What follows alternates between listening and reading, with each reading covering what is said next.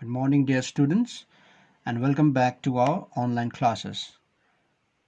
We are going to do about push and pull, and we are going to continue this chapter which we started on 1st of August. Chapter number 11, push and pull. Through our previous classes, we have come to know about some concept of push and pull. What do we mean by push and pull? And we also learned some differences between push and pull. Now in our today's class we are going to learn about force. We are going to see its definition and we are going to understand what that definition means, and we are going to see the effects of force in our everyday life. Force. So what is force then? A force is a push, pull or twist acting on an object. Now we have already learned what is push, what is pull. A twist is another type of action which we do with our things. Now a force is a push, pull or twist, and this twist is a circular action. We rotate things and that particular rotation is called twist. So twist is also a force. So force is nothing but it is actually a push, it is also a pull, and it is also a rotational movement which is twist acting on any object. For example, you apply force when you push a door. When you write, when I'm writing over here, F-O-R-C-E. So every time I write, I push my pencil. I push my pencil, I rotate over here to write O, I make a rotational movement. So this is also called a twist, okay? So I push thing. So when I push, I'm able to write. But if I pull, I won't be able to write. I have to push. So this is push. If I want to draw a line this side, I'm pushing. If I am drawing line from here to here, I am pulling. I'm pulling towards me. I am bringing things towards me. In this case, I'm taking things away from me. And in this case, I am drawing line towards me. Okay, so in our everyday life, we use this push, pull or twist. Okay, in different objects, and that push, pull or twist is called a force. Like for example over here, you must have seen when plumber comes to your home to fix your water leaks. They bring spanner. This particular tool is called spanner. Okay, they turn things around. So which force are they using? Twisting force, twist. So they turn things around to fix the leaking pipe. So over there also the plumber is applying force with the help of spanner. Okay boys, let's see some more examples. Playing football, playing carom board, playing cricket, or running, jumping, doing yoga. When you stretch, you're also acting force on your body. Okay, while kicking a ball, you are pushing the ball away from you. Therefore, it is also a force. You are applying force on the ball, and hence the ball moves forward. Okay, boys. So these are some of the examples of force which we use in our everyday life. Now let us see what a force can do. A force can move an object. Okay, force, when we apply force on anything, that particular object moves. For example, let's say this is a rubber. So if I apply force, if I push this rubber moves from one place to another place.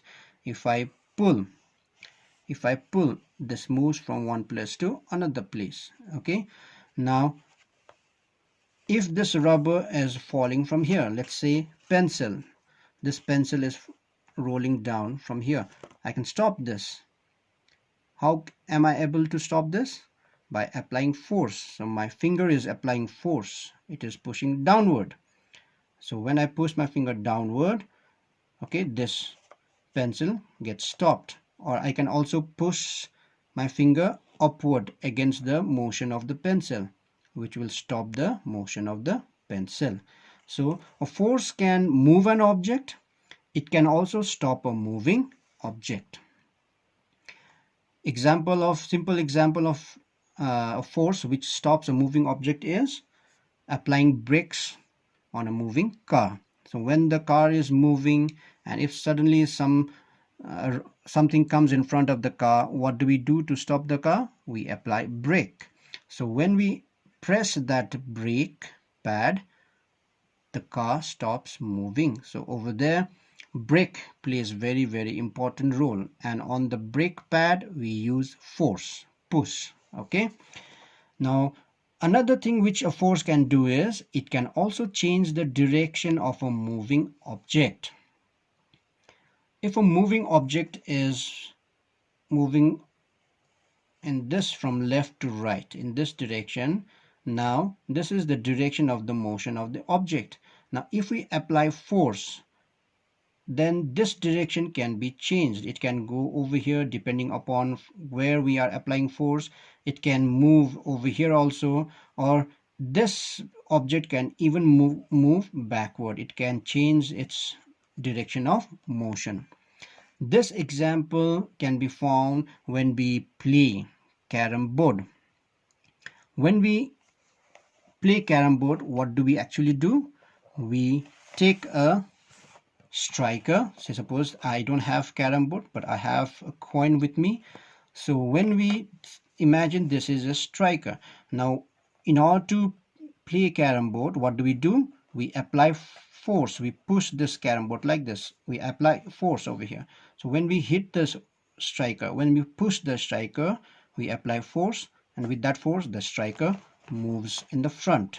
Okay, now this striker will hit another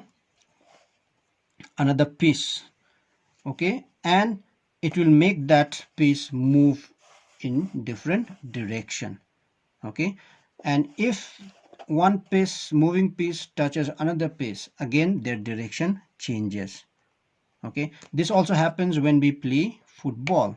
When we play football, if your friend passes ball to you, what does he do? He will kick the ball towards you in the direction where you are. Now what do you do to stop that ball? You pull your leg little behind, so that the rolling ball gets stopped. So you are pulling your leg. So over there you have to apply pull force, okay, to control the ball. If you apply push to control the ball will not be controlled. In fact, the ball will move away from you, so you will not be able to control. So to learn good control of ball, you have to know when to apply force, push, or when to apply pull force. Okay, so control the ball, you have to apply pull force.